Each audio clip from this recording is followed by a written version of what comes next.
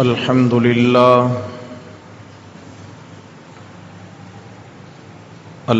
لله وحده والصلاة والسلام على من لا نبي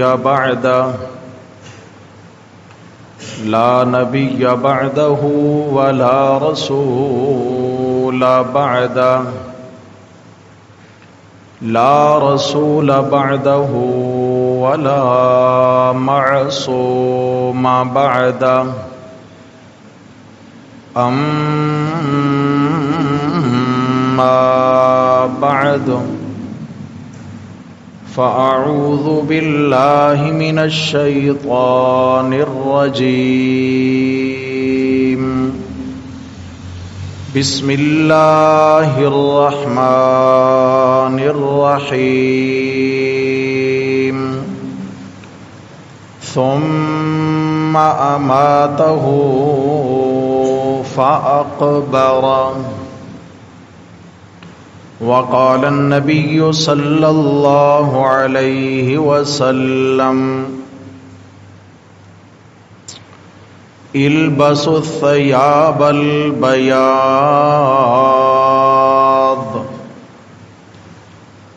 أو كما قال النبي صلى الله عليه وسلم صدق الله ومن أصدق من الله قيلا اللهم صل على سيدنا ومولانا محمد وعلى آل سيدنا ومولانا محمد وبارك وسلم عليه.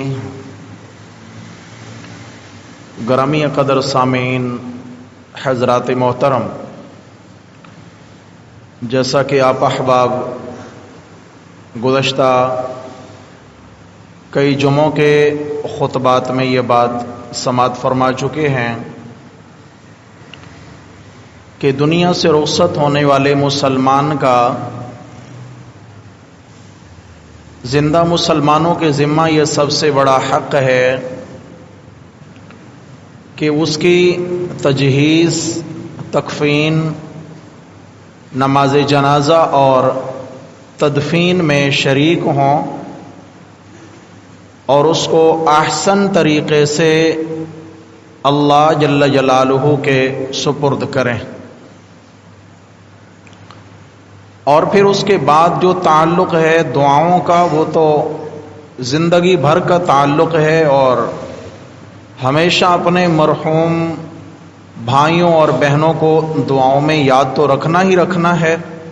اس پر انشاءاللہ آگے چل کر بات آئے گی.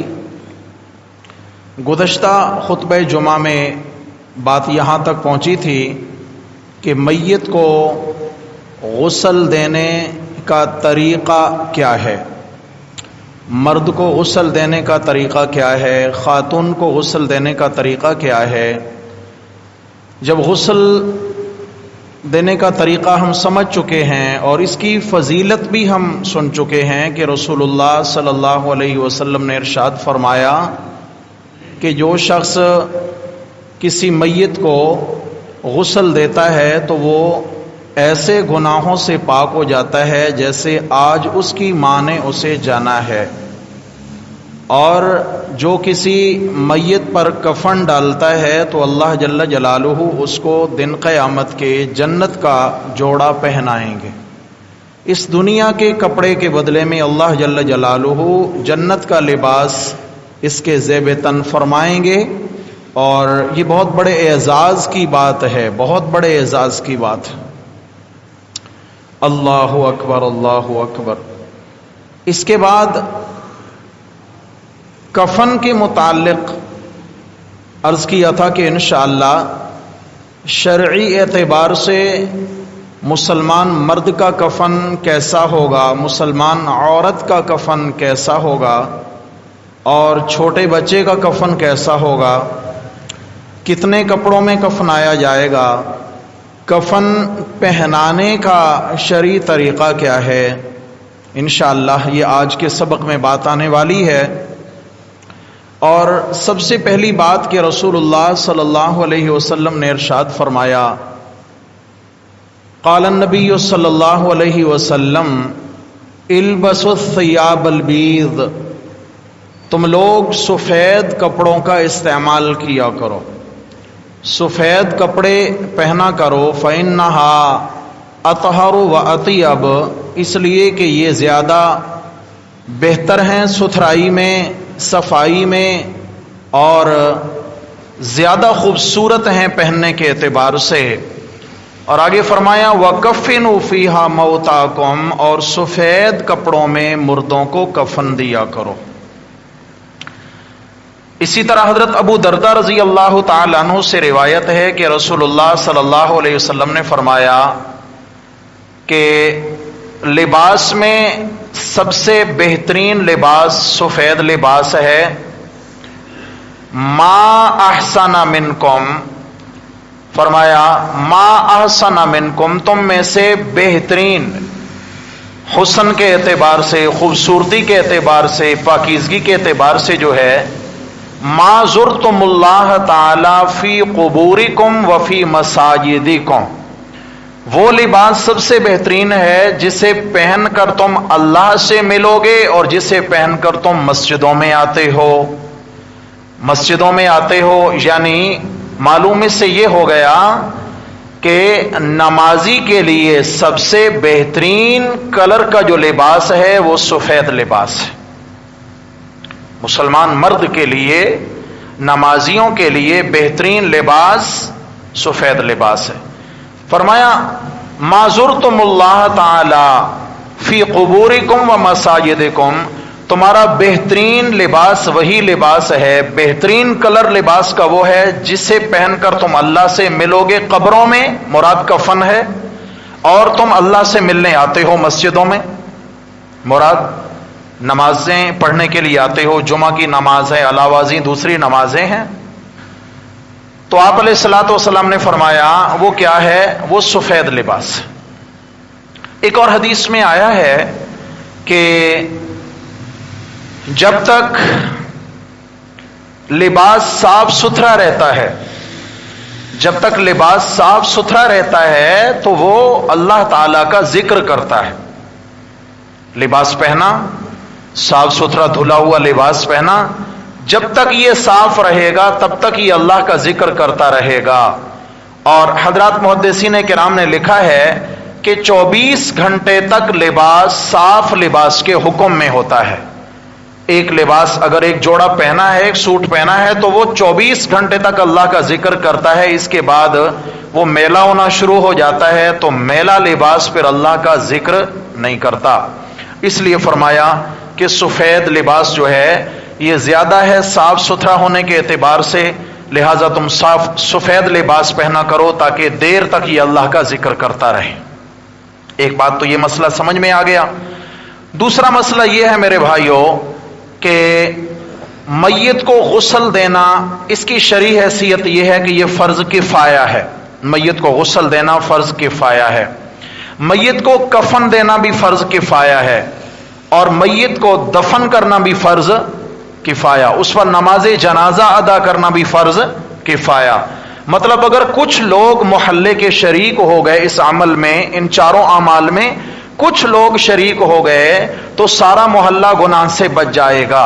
اگر کوئی بھی شریک نہ ہوا کسی ایک عمل میں تو سارے کا سارا محلہ گناہگار ہوگا۔ اس کے علاوہ ضروری نہیں ہے کہ نئے کپڑے میں ہی کفن دیا جائے، یہ کوئی فرض واجب نہیں ہے کہ نیا لباس ہی ہو، نہیں، صاف ہونا، پاک ہونا شرط ہے۔ گھر میں اگر پہلے سے ہی کپڑا رکھا ہوا ہے اور وہ صاف ہے، پاکیزہ ہے، دھلا ہوا ہے، بھلے استعمال کئی بار ہو چکا ہے، وہ چادریں استعمال ہو چکی ہیں، تو بھی ان میں کفن دینا جائز ہے۔ حضرت سیدنا ابو بکر صدیق رضی اللہ تعالی عنہ جب ان کے انتقال کا وقت قریب آیا تو وصیت فرما دی اپنے گھر والوں کو کہ میرا یہی لباس دھو کر کے سکھا کے مجھے کفن کے طور پہ پہنا دینا، مجھے نیا لباس نہ پہنانا، کیونکہ نئے لباس کے مستحق زندہ لوگ ہیں۔ ہمارا گزارا تو انہی میں چل جائے گا قبر میں، لیکن نئے لباس کے مستحق زندہ لوگ ہیں۔ تو یہ کیا ہے؟ یہ کفایت شعاری ہے، فضول خرچی میں تو خیر نہیں آتا ہے یہ، چونکہ نیا لباس پہنانا، نیا کفن پہنانا بھی جائز ہے، بلا کراہت جائز ہے، لیکن پرانے میں کفنانا بھی جائز ہے، اس میں بھی گناہ نہیں ہے۔ ایک مسئلہ آپ یہاں یہ سمجھ لیجئے، اپنی زندگی میں اپنی خاطر یا کسی کی خاطر کفن تیار کر کے رکھنا جائز ہے۔ اپنی خاطر کوئی بندہ خود اپنا کفن خرید کر کے رکھ لے اپنے مال میں سے، والدین کے لیے کفن خرید کر کے رکھ لے، بیوی بچوں کے لیے، کسی دوست احباب عزیز رشتہ داروں کے لیے کفن خرید کے کوئی رکھ لیتا ہے اور ان کو کفن ڈالتا جاتا ہے جو ضرورت پڑتی ہے، تو اس طرح جائز ہے۔ کفن تیار کر کے رکھوانا بھی جائز ہے، جیسے آج کل ہمیں عام مارکیٹ میں ملتے ہیں، تیار کفن ملتے ہیں، تو ایسے گھر میں پہلے سے لے کے رکھ لیں، جائز ہے۔ البتہ ایک مسئلہ یاد رہے، اپنی زندگی میں اپنے لیے قبر تیار کروانا جائز نہیں ہے۔ اپنی زندگی میں اپنی خاطر قبر کا تیار کروانا جائز اس لیے کہ انسان کو نہیں پتا کہ مجھے کہاں موت واقع ہوگی، مجھے کون سے علاقے میں دفن کیا جائے گا، اس نے قبر یہاں بنوائی ہے، انتقال کسی اور ملک میں ہو گیا ہے، انتقال کسی دوسرے شہر میں ہو گیا ہے، تو اب میت کو بغیر کسی شرعی عذر کے ایک علاقے سے دوسرے علاقے میں منتقل کرنا، شرعی ضرورت اگر نہ ہو، جیسے اس کے ورثہ وہاں نہیں ہے دوسری جگہ ہے تو یہ ایک ضرورت ہے، شرعی ضرورت کے بنا منتقل میت کو نہیں کیا جا سکتا، یہ ایسے ہی ایک مسئلہ ہے۔ اچھا، مرد کا کفن بھی میرے بھائیو سفید رنگ کا ہوگا اور عورت کا کفن بھی سفید رنگ کا ہوگا، یہاں مسئلہ دونوں کے لیے برابر ہے۔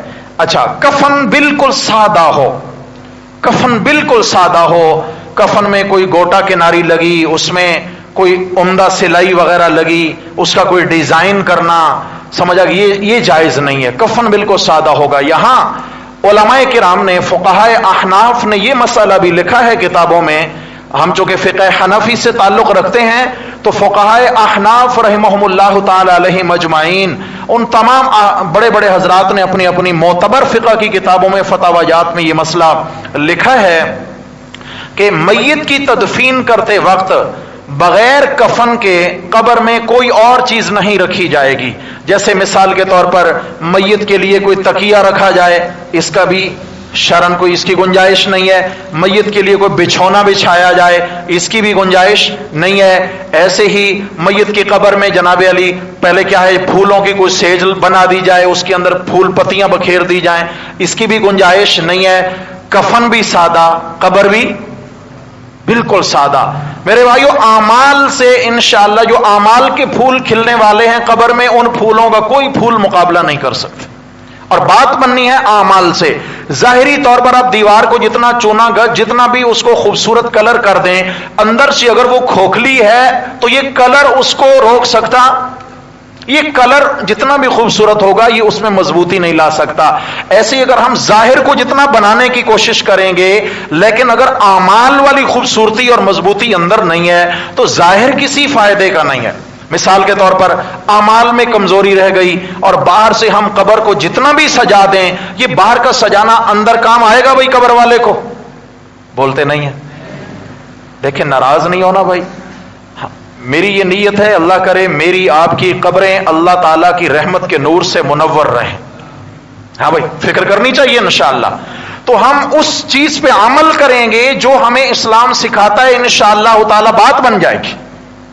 اور اگر اپنی مرضی اور اپنے جذبات کو بیچ میں لائیں گے کہ جی میری چاہت ہے کہ اماں ابا کی قبر کو میں سنوار دوں، ان کے اوپر میں قبہ بنا دوں، ان کے اوپر میں سنگ مرمر لگا دوں، ان کو میں اتنا خوبصورت کر دوں، میں ان کے اوپر کبھی پھول کی پتیاں خشکی نہ ہونے دوں، اور اندر پتہ نہیں کیا چل رہا ہے، کبھی میں نے ان کو سورہ اخلاص پڑھ کے بھی ایصال ثواب نہ کیا ہو، کبھی میں نے ان کو درود شریف پڑھ کے بھی ایصال ثواب نہ کیا ہو، میرے بھائی یہ میری محبت سچی ہے جھوٹی ہے؟ پکی ہے نا، سچی ہے محبت کہ میں اندر تو کوئی فکر نہ کروں، باہر سجاتا رہوں۔ سچی کدھر ہو گئے؟ ابا کہیں بیٹا مجھے پانی پلا دیں، میں کہتا ہوں ابا میں تو آپ پہ قربان ہوں، میں تو قربان ہوں۔ ابا کہتا ہے بیٹا مجھے پانی پلا دیں، پیاس ستا رہی ہے، میں کہتا ہوں میں تو آپ پہ قربان ہوں، میں تو آپ کے پاؤں دھو دھو پینے کو تیار ہوں۔ ابا کہتے ہیں بیٹا پانی پلا دے، کہتے ہیں یہ مجھ سے نہیں ہو سکتا۔ محبت میں سچا ہے؟ عربی میں تقریر کروں؟ اردو ٹھیک ہے؟ تو پھر بولنے کی عادت ڈالیں، ہاں بولنے کی، تاکہ مجھے پتا چلے میرے بھائیوں کو بات سمجھ میں آ رہی ہے۔ دیکھیں یہ کوئی واز نہیں ہوتا ہے، یہ ہمارا سبق ہوتا ہے یہاں ہر جمعہ کو۔ انشاءاللہ اس کو سبق کی طرح ہم پڑھیں گے، سبق کی طرح یاد کریں گے، اور جب سبق یاد ہوگا تو آگے تبھی ہم اس کو سکھائیں گے، سمجھے نا جی، انشاءاللہ تعالی۔ تو حضرات محترم، ہم نے اپنے والدین سے محبت اور وفا رکھنی ہے، ہمارے والدین کو مرنے کے بعد جن اعمال سے فائدہ پہنچے انشاءاللہ تعالی۔ اسی طرح حضرات علماء کرام نے لکھا ہے کہ بسا اوقات لوگ کیا کرتے ہیں، روشنائی سے یا کافور سے کفن پہ کلمہ لکھ دیتے ہیں، کچھ اسماء لکھ دیتے ہیں، سمجھ آ گئی ہے، یا میت کے سینے پہ کلمہ لکھ دیتے ہیں۔ اس کی شرعاً کوئی اجازت نہیں ہے، یاد رکھیے گا۔ کلمہ لکھنے سے کام نہیں بنے گا، کلمہ پڑھ پر ایصال ثواب کریں، یہ کام بنے گا انشاءاللہ تعالی۔ قرآن لکھنے سے کام نہیں بنے گا، ساتھ پورا قرآن ہی اگر ہم قبر میں رکھ دیں، بھئی رکھنے سے کیا فائدہ ہے؟ یہ پیچھے پڑھ پڑھ کے ایصال ثواب کریں، پھر مزہ آئے، پھر انشاءاللہ اس کا فائدہ پہنچنے والا ہے قبر میں۔ اللہ اکبر، اللہ اکبر۔ اسی طرح میرے بھائیوں، اب مرد اور عورت کے کفن میں کپڑے کتنے استعمال ہوں گے، اب خصوصیت سے مسئلہ سمجھیے۔ اللہ تعالی ہم سب کو دین متین کے احکامات کی سمجھ نصیب فرمائے۔ مرد کے کفن میں 3 کپڑے ہیں جی، شاباش، بولیں کتنے؟ اور عورت کے کفن میں 5 کپڑے ہیں جی، کتنے شاباش؟ 5 کپڑے ہیں۔ 3 کپڑے تو سیم ہیں دونوں کے، عورت کے 2 کپڑے اضافی ہیں، 3 کپڑے سیم ہو گئے اور عورت کے 2 کپڑے اضافی ہیں۔ اب جو 3 کپڑے ان کے سیم ہیں، ایک جیسے ہیں، وہ کیا ہیں؟ ایک ہے ازار، ہم اس کو اردو میں تہبند کہہ دیتے ہیں، شلوار کہہ دیتے ہیں، پاجامہ کہہ دیتے ہیں، لیکن چونکہ وہ سینہ نہیں ہے، وہ محض ایک چادر ہے، لیکن اس کو ازار کے طور پہ استعمال کرنا ہے۔ نمبر 2 ایک قمیص ہے، اس قمیص کا طریقہ یہ ہوگا کہ اس کی سلائی نہیں ہوگی، اور جناب علی آستینیں بھی نہیں ہوں گی، اور اس کی کلیاں بھی نہیں ہوں گی، کلیاں بھی نہیں بنائی جائیں گی، اور آستین بھی نہیں لگائے جائیں گے۔ آستینوں کے بنا، کلیوں کے بنا یہ قمیص ہے۔ اور تیسرا کپڑا ہے جس کو ہم لفافہ کہہ دیتے ہیں، کہ جو بالکل اوپر ہوتا ہے، اور ایک گٹھان سر کی جانب ہم باندھتے ہیں اور ایک پاؤں کی جانب باندھتے ہیں، کپڑا بڑا ہوا ہوتا ہے، اسے لفافہ کہتے ہیں۔ سمجھ آ گئی نا جی؟ مرد کے کتنے کپڑے ہیں بھائیان؟ نمبر 1 ازار، شاوی بولیے کیا؟ نمبر 2 قمیص، نمبر 3 لفافہ۔ یہی تینوں پھر خاتون کے لیے بھی سیم ہیں۔ اور خاتون کے لیے جو اضافی 2 کپڑے ہیں، ایک ہے سینہ بند، سینہ بند، اس کی مقدار کیا ہے وہ آگے چل کے بتاتا ہوں، اور دوسرا ہے سر بند، جس کو ہم اوڑھنی کہہ دیتے ہیں، دوپٹہ بھی کہہ دیتے ہیں۔ یہ الگ سے خاتون کے 2 کپڑے زیادہ ہیں، ایک سینہ بند ہے اور ایک اوڑھنی ہے، صحیح ہے، دوپٹہ جسے کہہ لیں، یہ 2 الگ سے اس کے کپڑے ہیں۔ اب ان کی مقدار کیا ہوگی؟ دنیا کے اعتبار سے جہاں سے تہبند تو ناف سے لے کر کیا چلا جاتا ہے؟ پنڈلیوں تک زندہ کا، تو مردہ کا تہبند کہاں تک ہے؟ یاد رکھیے، سر سے لے کر سر اس میں ڈھانپا جائے گا، سر سے لے کر قدموں سمیت، یعنی سر سے لے کر پاؤں تک تہبند میں اس کو ڈھانپنا ہے۔ اتنا لمبا کپڑا ہو کہ سر اور پیر اس میں ڈھانپ لیے جائیں۔ رہ گئی قمیص، تو قمیص گلے سے لے کر پاؤں تک چلی جائے گی، گلے سے لے کر، چونکہ اس کو اس طریقے سے اڑانا ہے تو سر تو سوراخ میں سے گزر جائے گا، آ جائے گی گلے میں، تو گلے سے لے کر چلی جائے گی پاؤں تک۔ لفافہ جو ہے یہ 3 گرہ سر سے نکلا ہوا ہوگا، 3 گرہ پاؤں سے نکلا ہوا ہوگا، تاکہ اس کو آپ آسانی سے پکڑ کے باندھ سکیں، اسے لفافہ کہتے ہیں۔ سمجھ آ گئی نا جی؟ اس کا طریقہ یہ ہے۔ اب خاتون کے جو 3 کپڑے مرد کی طرح ہیں، وہ تو بالکل اسی طرح ہیں، ان کی پیمائش بھی اسی طرح ہے۔ یہ مسائل آپ دوستوں کو سمجھ میں آ رہے ہیں جی؟ توجہ ہے بھائیوں کی، اللہ جزائے خیر نصیب فرمائے۔ دل کی توجہ رکھیں میرے بھائیوں، دین کا کوئی ایک حکم سیکھ لینا بھی اجر و ثواب سے خالی نہیں ہے انشاءاللہ، بہت بڑا ثواب ہے اس میں، بہت بڑا ثواب ہے۔ تو مسئلہ یہ آ رہا ہے کہ خاتون کے لیے بھی اسی طرح 3 کپڑے پہلے لیں گے، ایک ہم لیں گے ازار جو سر سے پاؤں تک، دوسرا لیں گے قمیص جو گلے سے، بولو بھائی، گردن سے لے کے پاؤں تک چلی جائے گی، اور ایک لیں گے لفافہ جو سر سے بھی 3 گرہ باہر ہوگا اور پاؤں سے بھی 3 گرہ باہر ہوگا، یعنی تقریباً 1 ہاتھ بقدر نکلا ہوا ہوگا۔ آخر میں اس کو باندھا جاتا ہے. رہ گیا اب خاتون کا جو سینہ بند ہے. سینہ بند شریعت اعتبار سے مسئلہ سمجھیں اور گھروں میں یہ مسئلہ بتائیں, اپنی بیوی کو مسئلہ سمجھائیں, وہ اپنی بیٹیوں کو مسئلہ سمجھائیں, دوسری خواتین کو مسئلہ سمجھائیں. دین سیکھنے میں میرے بھائیوں کوئی حجاب نہیں ہے. ہاں, دین سیکھنے میں اگر انسان شرما شرمی میں مارا گیا اور کہا کہ میں کیسے سیکھوں, مجھے تو شرم آتی ہے, حیا آتی ہے, تو فرمایا کہ ایک حیا انسان کو جنت میں لے کے جانے والی ہے, ایک حیا جہنم میں لے کے جانے والی ہے. جو گناہوں سے حیا ہے وہ تو جنت کا سبب ہے, اور جو دین سیکھنے میں حیا ہے وہ جہنم کا سبب ہے. اس لیے مسائل سیکھیں باریکی. صحابیات رسول اللہ صلی اللہ علیہ وسلم کے پاس آیا کرتی تھی اور کھل کر مسائل پوچھا کرتی تھی. کچھ شرم و حیا کی وجہ سے آپ علیہ السلام سے نہیں پوچھ پاتی تو آپ علیہ السلام کی ازواج مطہرات سے پوچھا کرتی تھیں. لیکن کم از کم ہماری ذمہ داری کیا ہے کہ پہلے تو اپنے گھر کی خواتین کو مدارس میں, تعلیم کے حلقوں میں اس طریقے سے دین کا ماحول فراہم کریں جہاں وہ دین سیکھ سکیں. اگر ایسا نہیں تو پھر دوسری ذمہ داری ہماری یہ ہے کہ ہم خود دین سیکھیں اور گھروں میں جا کر دین سکھائیں. انشاءاللہ اس سے بھی ہمارے گھروں میں دینداری پیدا ہو جائے گی. تو مسئلہ یہ عرض کرنا چاہتا ہوں کہ زندگی میں خاتون کو سینہ بند کا استعمال کرنا لازم ہے. زندگی میں نماز کی حالت میں اگر ایک عورت کی چھاتیاں زمین پہ لگ جاتی ہیں سجدے کی حالت میں تو اس کی نماز ٹوٹ جاتی ہے. مسئلہ سمجھے جی, اس کی نماز ٹوٹ جاتی ہے. اس لیے شرعی اعتبار سے علماء نے یہ مسئلہ لکھا ہے کہ خواتین احتیاط کریں, اپنی زندگی میں بھی سینہ بند کا. دیکھیں نا, سینہ بند اتنا ضروری ہے کہ کفن کا حصہ بنا دیا, اور ایسے ہی جیسے دوپٹہ اتنا ضروری ہے کہ کفن کا حصہ بنا دیا. زندگی میں اس کا استعمال لازم ہے. اب سینہ بند جو میت کے کفن میں ڈالا جائے گا وہ کہاں سے کہاں تک ہے؟ بغلوں کے نیچے سے لے کر کپڑا, چوڑا کپڑا ہوگا, نیچے بچھایا جائے گا, اس کو پھر باندھا جائے گا کہ اس کا ایک کنارہ, ایک کونا جو ہے وہ بغلوں کے نیچے سے آئے گا اور دوسرا کونا چلا جائے گا گھٹنوں کے قریب, رانوں کے قدرے نیچے تک, گھٹنوں کے قریب تک. اتنا بڑا سینہ بند ہے. مقصود پردہ ہے, ہر درجے کا پردہ ہے. یہ ہے سینہ بند. اور اگر کپڑا کم ہو تو ناف تک بھی آ جائے تو چلے گا, اور کپڑا ماشاءاللہ زیادہ ہو تو پھر اس کو بڑھا لیا جائے, گھٹنوں کے قریب تک لے جائیں, بغلوں سے لے کر. یہ اضافی چوتھا کپڑا ہے جو خاتون کا ہے. پانچواں سر بند ہے, اوڑھنی ہے, یا اس کو اب خمار دوپٹہ کہہ سکتے ہیں. یہ اتنا ہو کہ بس سر کے نیچے اس کو ڈالا جائے تو دونوں طرف سے اس کو گزاریں گے تو بال اس سے ڈھانپے جا سکیں, بال ڈھانپے جا سکیں. اب میرے بھائیوں مسئلہ سمجھیے گا خوب. چلے میں کفن پہنانے کا طریقہ آگے بتاتا ہوں, بچوں کے کفن کے حوالے سے بھی بات ہو جائے. یہ تو مرد و عورت کا کفن ہے. مرد کے کفن میں کتنے کپڑے بھیا, اور خاتون کے کفن میں 5 کپڑے. یہ مسئلہ سمجھ آ گیا. اب بچوں کا کفن کیسا ہونا چاہیے؟ ایک بچہ اور بچی ہیں جو قریب البلوغ, اگر وہ بالغ ہوئے پھر تو وہ عورت اور مرد کے حکم میں ہیں. جیسے 15 سال عمر کو ہو گیا, وہ مرد و عورت ہیں, ان کا یہی حکم ہے جو بیان ہو چکا. اگر اس سے کم عمر کے ہیں, نابالغ ہیں مگر بالغ ہونے کے قریب ہیں, جیسے 9 سال 10 سال 11 سال کی عمر کے ہو گئے, تو ان کے لیے بھی وہی حکم ہے جو بالغ مرد و عورت والا حکم ہے. غسل, کفن وغیرہ کا حکم یہی ہے.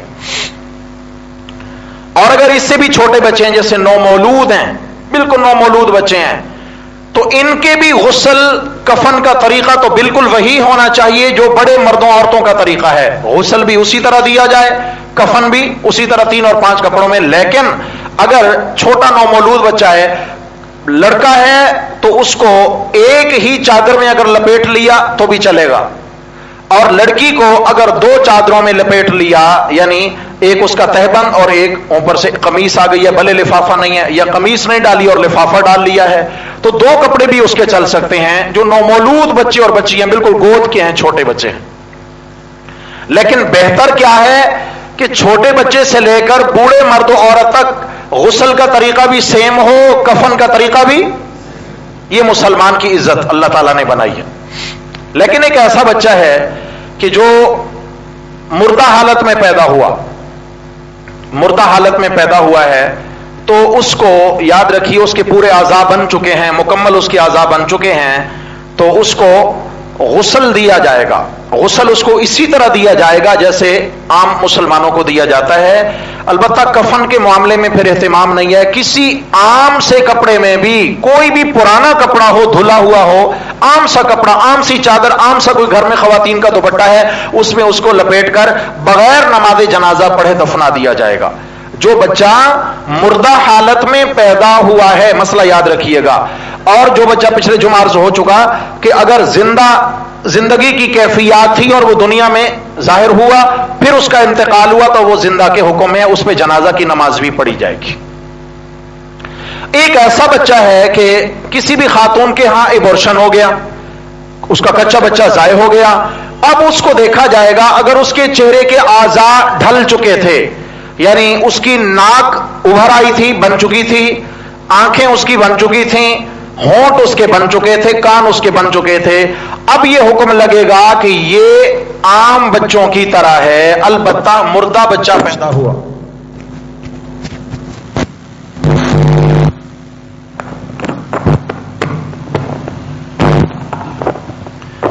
البتہ مردہ بچہ پیدا ہوا تو اس کو کیا ہے، پانی ڈالا جائے گا، اس کو اچھے سے دھلا کے، پھر اس کے بعد کسی بھی عام کپڑے میں لپیٹ کر مردہ بچے کی طرح اس کو دفنا دیا جائے گا. جنازہ کی نماز نہیں پڑھی جائے گی. لیکن اگر محض ایک لوتھڑا ہی تھا، وہ ابھی اس کے نقش نین نہیں بنے تھے، نقش و نگار چہرے کے ظاہر نہیں ہوئے تھے، تو اس صورت میں نہ اس کا غسل ہے، نہ اس کا کفن ہے، نہ اس کی نماز جنازہ ہے، نہ اس کی عام مسلمانوں کی طرح قبر ہے، کیونکہ ابھی تک وہ انسان کے حکم میں نہیں آیا، ابھی وہ لوتھڑا ہے. اس کو ایسے ہی اٹھا کر کے کسی بھی کپڑے میں لپیٹ کر کے کہیں بھی گڑھا کھود کے دفن کر دیا جائے گا. اس کا حکم عام انسانوں جیسا، کیونکہ ابھی اس کے انسانی اعضاء ظاہر نہیں ہوئے ہیں. یہ مسئلہ بھی سمجھ میں آ گیا جی. اب اس کے بعد میرے بھائیوں اگلا مسئلہ یہ ہے کہ کفن میں کوئی زائد کپڑوں کا استعمال اگر کوئی کرنا چاہتا ہے، جیسے مثال کے طور پر مرد کے ہیں تو 3 کپڑے، لیکن یہ 4تھے کپڑے کا استعمال، جیسے پچھلے اس میں بیان میں عرض کیا کہ حضرت سیدہ عائشہ صدیقہ رضی اللہ تعالیٰ عنہ فرماتی ہیں کہ رسول اللہ صلی اللہ علیہ وسلم کو کتنے کپڑوں میں کفن دیا گیا تھا، اور آپ علیہ الصلوۃ والسلام کا اس میں امامہ مبارک نہیں تھا. آپ علیہ السلام کو کفن میں امامہ مبارک بولو نہیں پہنایا گیا. جب رسول اللہ صلی اللہ علیہ وسلم کو امامہ مبارک نہیں پہنایا گیا تو کیا خیال ہے بھائی، ہمارے وہ کفن کا حصہ ہو سکتا ہے؟ اس میں کوئی برکت نہیں ہے، یاد رکھیے گا. اگر کوئی کہتا نہیں جی زندگی میں چونکہ یہ بڑے عالم تھے، پہنا کرتے تھے، لہٰذا پہنا دیا جائے، میرے بھائیوں عالم ہونا الگ چیز ہے. ہم نے رسول اللہ صلی اللہ علیہ وسلم کے دین کو زندہ رکھنا ہے، ہم نے رسول اللہ صلی اللہ علیہ وسلم کی اطاعت اور اتباع کو زندہ رکھنا ہے انشاءاللہ. یہی کامل محبت اور عشق مصطفیٰ کا تقاضا ہے صلی اللہ علیہ وسلم. ایک خاص مسئلہ عرض یہ کرنا ہے کہ عموماً ہمارے ہاں یہ رواج ہے کہ کفن میں ایک چھوٹا سا ٹکڑا لے لیا جاتا ہے کپڑے کا، جو امام صاحب کی جائے نماز بنتی ہے، جائے نماز بنتی ہے امام صاحب کی، ہے نا رواج ہمارے ہاں، سمجھ آ گیا نا جی. الگ سے ایک ٹکڑا نکال کے رکھتے ہیں جی، امام صاحب اس کی جائے نماز بنائیں گے. یاد رکھیے جس طرح نماز جنازہ میں مقتدیوں کے لیے چٹائیاں بچھانا، صفوں کا اہتمام کرنا، جائے نماز کا اہتمام کرنا جائز نہیں ہے، ایسے امام صاحب کے لیے بھی کفن میں سے ٹکڑا نکال کر اس کو جائے نماز بنانا جائز نہیں ہے. یہ الگ چیز ہے کہ آپ نے مسجد کی جائے نماز اٹھا لی اور ڈال دی ہے، یہ اس حکم میں نہیں آتی. مسئلہ یہ ہے کہ ہمارے ہاں جو رواج ہے وہ کفن کے ٹکڑے میں سے ہی جائے نماز بنائی جائے گی. یہ ہمارے ہاں جو رواج ہے، یہ دین میں اضافہ ہے. کیا ہے بھائی؟ ہاں یہ دین میں اضافہ ہے. اس لیے اس طرح کے رسم و رواج جو ہیں ان سے ہمیں انشاءاللہ تعالی بچنے کی کوشش کرنی ہے انشاءاللہ. اللہ سادگی نصیب فرمائے. ہاں سادگی سنت میں ہمیشہ سادگی ہے، یاد رکھیے گا. اور جہاں پہ معاملات عین غین ہوتے ہیں وہاں بناوٹ آ جاتی ہے، اور جہاں تک سادگی رہے گی وہاں سمجھ جائیں ابھی تک کیا چل رہی ہے، سنت چل رہی. آپ صلی اللہ علیہ وسلم کی سنت پر صحابہ کرام مر مٹنے کو تیار ہوتے تھے. کسی لحاظ سے رسول اللہ صلی اللہ علیہ وسلم کی سنت نہ چھوٹے، آپ علیہ السلام کا طریقہ نہ چھوٹے. اس لیے صحابہ کرام عموماً معاملات میں اپنے سے زیادہ اہل علم صحابہ سے پوچھتے، بھائی اس مقام پر، اس موقع پر آپ علیہ السلام کی سنت کیا ہے، اس موقع پر میرے پیارے نبی صلی اللہ علیہ وسلم کو آپ نے کیسا کرتے ہوئے دیکھا ہے؟ سیکھ سیکھ کر عمل پیرا ہونے والے تھے صحابہ. اللہ ہمیں ان کے نقش قدم پہ چلنے کی توفیق نصیب فرمائے. اب جناب کفن پہنانے کا طریقہ اب آپ سمجھ لیجئے. کفن ہم نے پہنانا کیسے ہے؟ کفن پہنانے کا طریقہ یہ ہے کہ جب غسل ہو چکا تو برابر میں ہی چارپائی لا کے رکھ دی جائے. جو میت کی عموماً ہماری مساجد میں چارپائیاں ہوتی ہیں، مسجد میں نہ ہو تو گھر کی پاک چارپائی بھی استعمال ہو سکتی ہے. پاک اس لیے عرض کر رہا ہوں کیونکہ اس پہ پھر نماز جنازہ ادا کرنی ہے. سمجھ آ گئی؟ میت اس پہ رکھی ہوگی، نماز جنازہ ادا کرنی ہے. پاک صاف ہو، گھر کی چارپائی بھی چلے گی، اگر نہیں تو آج کل ہر مسجد میں میسر ہے. میت کا غسل مکمل ہو چکا. آپ کو بات یاد ہوگی کہ ہم نے شروع میں 2 تہبند لیے تھے، یاد ہے؟ غسل شروع کرنے سے پہلے کتنے تہبند؟ 1 تہبند تو ہم نے آغاز میں میت کا کرتا چاک کرنے سے پہلے، اس کا لباس اتارنے سے پہلے اس پہ ڈال دیا تھا، بے پردگی نہ ہو. پھر ہم نے اسی میں اس کو غسل دیا، یاد ہے آپ کو؟ اور پھر دوسرا تہبند کب ڈالا؟ جب غسل مکمل ہو چکا اور اس کا بدن خشک کر لیا تو اب کیا کرنا ہے؟ اس کے اوپر اب خشک کپڑا ڈال دیا جائے اور نیچے سے گیلا کپڑا کھینچ لیا جائے. اب یہ اس کا گویا کہ تہبند بن جائے گا، یہ اس کا ستر اور حجاب بن جائے گا. یہ کفن کا حصہ نہیں ہوگا، یاد رکھیے، یہ بھی نکل جائے گا. برابر میں چارپائی رکھی ہے، میت کو بڑے آرام سے نرمی سے ہاتھ لگاتے ہوئے اس کا اکرام اور احترام کرتے ہوئے اٹھا کر رکھنا ہے. لیکن اس سے پہلے ہم نے کفن بچھانا ہے. اس میں کفن بچھانے کا طریقہ سمجھ لیجئے. سب سے نیچے لفافہ بچھا دیں. جس نے سب سے اوپر آنا ہے، انداز سمجھیے گا، جس نے سب سے آخر میں ہونا ہے اس نے سب سے پہلے بچھنا ہے، ٹھیک ہے جی؟ اور جس نے سب سے اندر ہونا ہے اس نے سب سے بعد میں بچھنا ہے. سب سے پہلے ہم نے لفافہ بچھا دیا، اس کے اوپر ہم نے تہبند بچھا دیا. کیا چیز بچھائی؟ تہبند. اور یہ مرد کا کفن ہے. تہبند کے اندر ہم نے اس کی قمیص بچھا دی، لیکن قمیص کا طریقہ یہ ہے کہ اس کا پچھلا جو دامن ہے اس کو بچھا دیا، آگے کا دامن ہم نے اس کو لپیٹ کے سر کی جانب رکھ دیا ہے، ٹھیک ہے جی؟ بیچ میں صرف سوراخ نکلے ہوا، کینچی سے کاٹ کے صرف سوراخ بنایا ہے گریبان کے لیے، اس میں سلائی نہیں لگائی جائے گی. رکھ دیا. اب میت کو لا کے رکھیں گے ہم اس کی قمیص پہ لا کے رکھا، اور جو یہ فولڈ کر کے رکھا اس کو اوپر سے لائیں گے اور سر میں سے گزار کر کے اس کے گردن میں لے کے آئیں گے، اور گردن سے ہوتا ہوا پھر یہ قدموں تک چلا جائے گا. نیچے تہبند ڈلا ہوا ہے، وہ جو سطر تھا وہ ڈلا ہوا ہے جو بعد میں ڈالا تھا. جس وقت یہ قمیض ڈل جائے گی تو نیچے آرام سے وہ جو سطر کا کپڑا ڈالا تھا اضافی کپڑا اس کو کھینچ کے نکال لیا جائے گا. یہاں تک بات سمجھ میں آ گئی ہے جی؟ اب یہاں رک کے ترتیب سمجھیے گا. صرف قمیص پہنائی، ابھی باقی کفن نہیں. قمیص پہنانے کے بعد اب میت کی خوشبو لگانی ہے. خوشبو لگانے کا سنت طریقہ سمجھیے میرے بھائیوں. میت پر یوں خوشبو چھڑک دینا یہ بھی شریعت کے خلاف ہے. کفن پہ چھڑک دینا یہ بھی سنت کے شاباش بولے ہیں. ہاں مسئلے انوکھے ہیں لیکن انشاءاللہ تعالی اصلاح ہوگی اور بہت فائدہ ہوگا انشاءاللہ. ہاں صرف بات یہاں نہیں بن پاتی کہ ہم کہتے ہیں جی ہم نے تو پہلی بار سنی یہ بات، ہے نا؟ کئی بار ہماری حجت دلیل کیا ہوتی ہے؟ ہم نے تو پہلے یہ بات کبھی نہیں سنی. بھائی یہ دین کا قصور ہے یا ہمارے کانوں کا قصور ہے؟ ہمارا دین تو مکمل تھا، ہم نے اور کتنا دین سن رکھا ہے. جس طرح اور بہت سارا دین نہیں سن رہا، کہ اسی طرح ہم نے بہت ساری یہ باتیں بھی نہیں سن رکھی. اس لیے یہ بھی سنیں اور بھی اللہ سننے کی توفیق عطا فرمائے. اب میت کی خوشبو لگانی ہے، اور سب سے پہلے میت کی جو خوشبو لگانی ہے وہ اس کی داڑھی میں لگانی ہے. کہاں لگانی ہے؟ لیکن ان کے جن کی داڑھی ہو. ہاں بھائی بولیے، شاباش بولیے سارے. آ گئی نا بات؟ اب آپس میں بیٹھے ہیں، شکوے تو بنتے ہیں، آپس میں شکوے تو بنتے ہیں.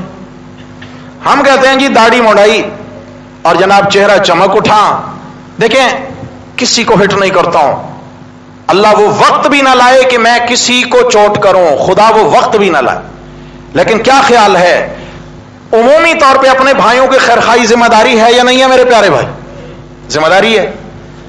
اگر میں غلطی میں ہوں اور آپ عمومی طور پر کریں گے تو اس میں میں اپنی اصلاح کی کوشش کروں. اس طرح ہم میں سے ہر ساتھی اپنے اندر کمی دیکھے, ہاں بھائی یہ بات ممبر سے آئی ہے, اگر میرے اندر کوتاہی ہے تو میں اس کو دور کرنے کی کوشش کروں.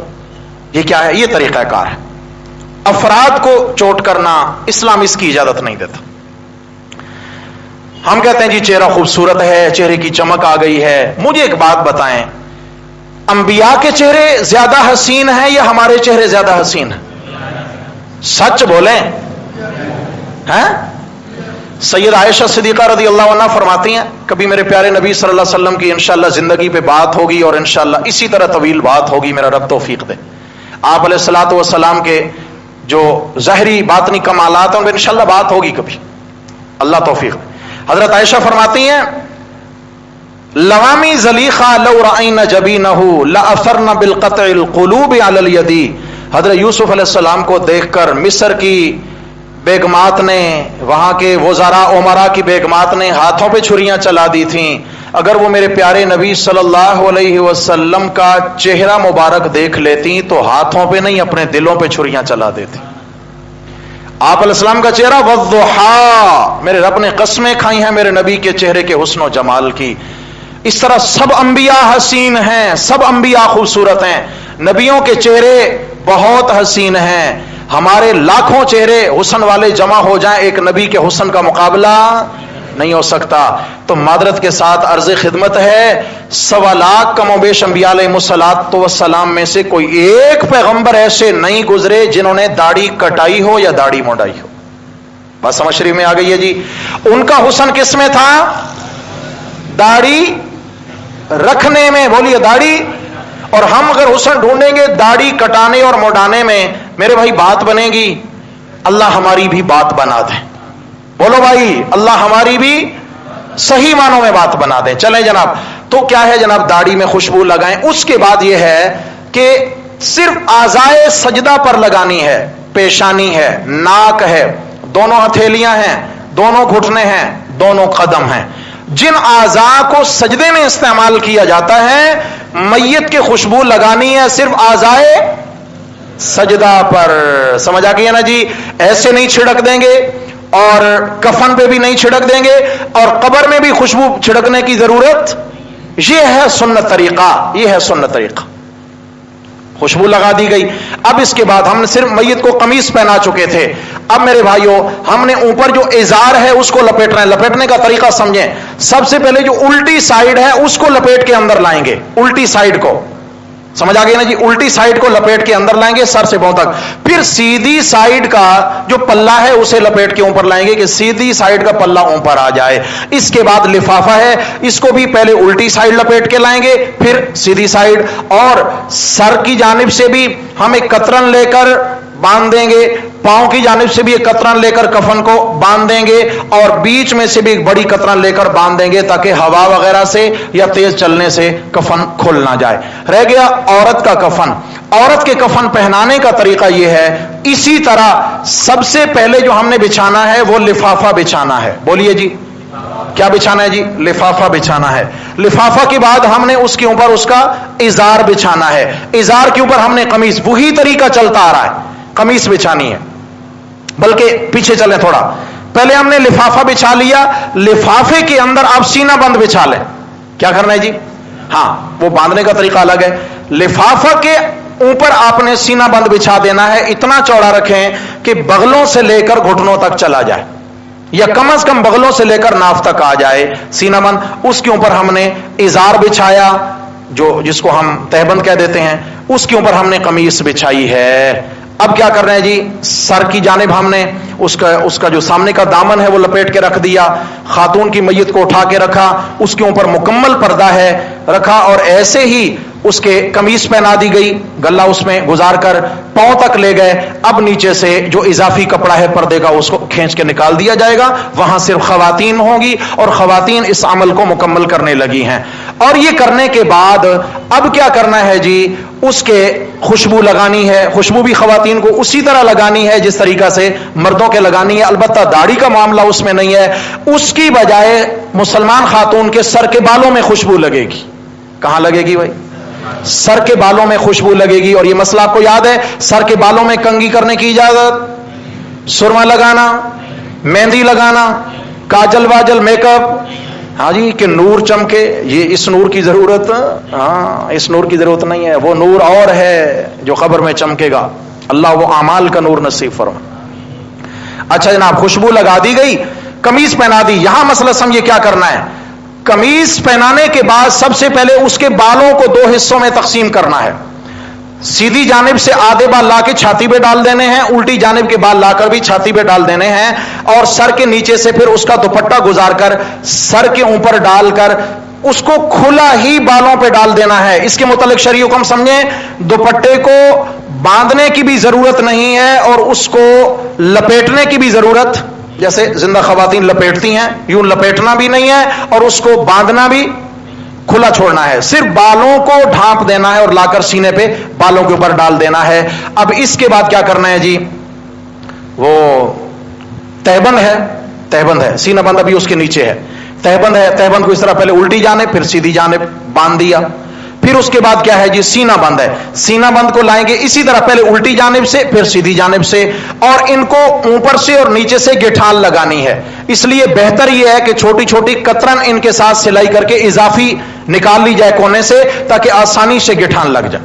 یہ ہو گیا، پھر اوپر لفافہ ہے، اس کی الٹی جانب پہلے، پھر سیدھی جانب، پاؤں کی جانب سے بھی باندھ دیا، سر کی جانب سے بھی باندھ دیا۔ کفن پہنانے کا طریقہ سمجھ شریف میں آ گیا جی، سب کے سمجھ میں آ گیا۔